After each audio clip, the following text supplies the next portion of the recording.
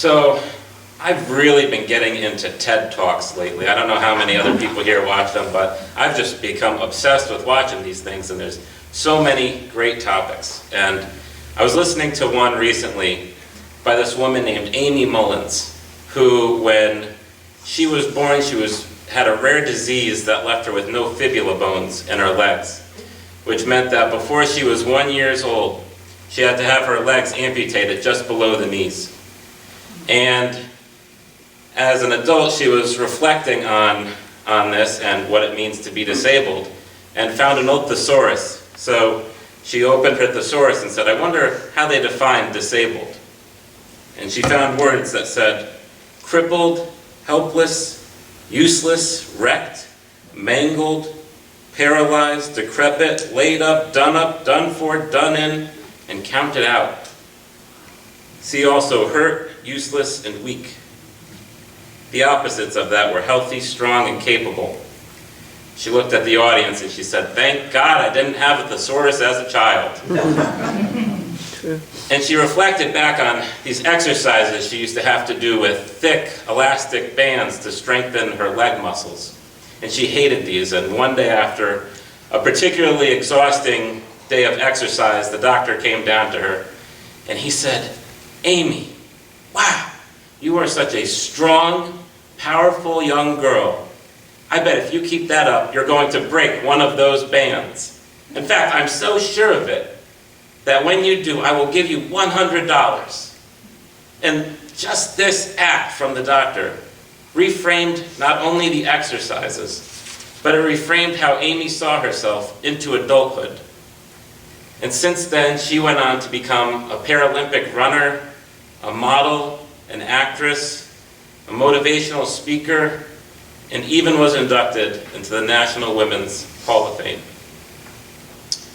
Amy was at the market one day when a man approached her, and she heard from behind, well, if it isn't Amy Mullins. She turned around and apologized because she didn't recognize the man. He said, oh, you wouldn't recognize me. I'm the doctor who delivered you.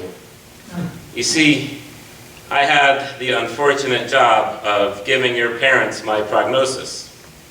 I told them you'd never have full mobility, you would never walk again, and you would never live a normal life. And you have been proving me wrong every day since. In fact, this doctor now teaches a class to upcoming med students called the X Factor, about the human body's ability to overcome situations that seem impossible when given the right circumstances. What made the difference for Amy is that she had someone who labeled her not by those words in the thesaurus, but by the potential that he saw in her, by strong, positive words. He allowed her to see herself as something else. We just heard this story from Anne about this woman who's been crippled and bent over and unable to stand up straight for 18 years.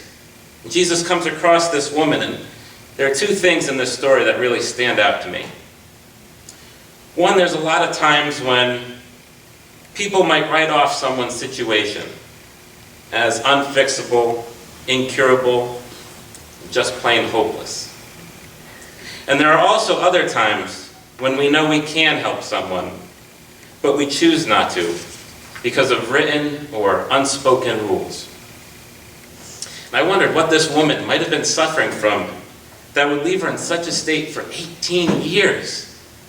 And at one point, those around her gave up on her.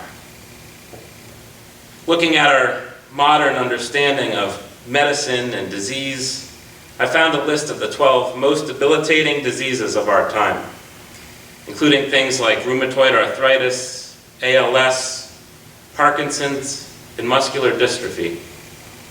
And though some of these are now manageable, none of them have a full cure.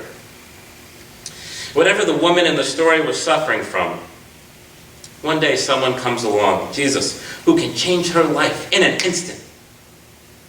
So if this woman can finally be set free from this pain, the response should be a no-brainer, right? But not everyone in the story agrees with that. Here's where rules and regulations get in the way. while Jesus sees someone in need and immediately calls her over to him, the leaders of the synagogue say, "Whoa, wait just a minute, Jesus. There are 6 days you can help heal people, that you can do work. But this is the Sabbath day, and there is no work allowed." And for the sake of religious observances, they felt it was more important that she wait an extra day, to suffer an extra day, rather than heal her now, on the spot. And now Jesus is not someone who disrespects the laws that they had or dishonors them. He holds them to be in high regard. But the question was, what was more important? He fires back with a response at these leaders, not just to the leaders, but to everybody who's listening. And he says, "You hypocrites! You're willing to feed and give water to your animals on the Sabbath day, and you wouldn't heal a fellow child of God, this daughter of Abraham?" After this exchange, as he heard, the leaders are speechless. They're kind of put in their place, and people in the crowd start to get what Jesus is saying, that it's people over policies. There are a lot of times in our culture when people can be helped, but reasons are given for why they shouldn't be. For example, think about just 5 years ago. Right? 5 years ago, you could be turned away by an insurance company for what they called pre-existing conditions. And I'm betting if I look at that list of those 12 diseases, pretty much every one of them would have disqualified you. And the woman in today's story definitely would have been one of them. Now imagine one of the many people Jesus healed throughout his ministry coming up and asking him to free them from their condition. And imagine Jesus saying, "I'd really like to, but it's a little risky for me. Maybe somebody else can help you." Doesn't exactly sound like the Jesus we know. If anything, might comment on this refusal to help in words similar to those he spoke in the Gospel of Mark. It's not the healthy who need a doctor, but the sick. Now, Jesus was not weighing in on the healthcare debate here. He was commenting on who he is called to help and who is called by him. His next words were, "I have not come to call the righteous, but sinners." It's not those who think of themselves as perfect or without sin most in need, but those who feel crushed under the weight of their own sins and the sins of society. In various ways, I think a lot of us feel like the woman in this story, suffering from something that's keeping us bent over, unable to stand up straight. For some, these are physical ailments. Others of us have different things that keep us bent over. For me, sometimes as a seminarian, I feel a little bit bent over between work and church and school, that I find myself unable to provide the time that I want for family and friends. Some of us are bent over from grief over somebody we've lost. Others of us are bent over from shame that we hold still from our past. At each one of these, Jesus is reaching out to us, saying, "You are set free from what ails you." All over, there are people crippled by the sins of the world. And we still see this tug of war going on between people who want to help and those who say there are policies that say you can't.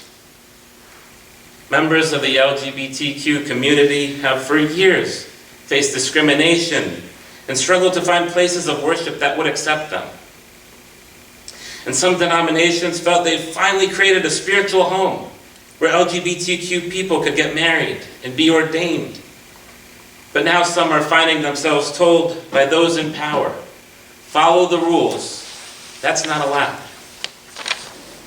Refugees continue to make the dangerous trek to our border for sanctuary, where countless things, including heat and dehydration, keep them from even making it there alive.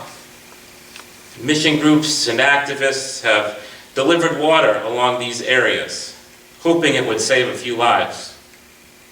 But again, they were told by those in power, "Follow the rules. That's not allowed. Students attending school with the promise of a good education and a bright future ahead of them are faced with the stark reality that acts of violence are so prevalent these days that active shooter drills are now the norm in our schools. Students found their voice and demanded actions to make the world safer, not only for them, but for everybody else. And again, they were told, follow the rules. That's not allowed. Now, it's pretty unlikely that in any gathering and here, that all of us have the same stances and solutions on these and other issues that have become so divisive. But regardless of where we stand, we're forced to make the same decision that Jesus did. What do we hold in higher regard? People or policies? For Jesus, the answer was always people. Now we could leave here today and we could say, yes, there are so many people out there I want to help.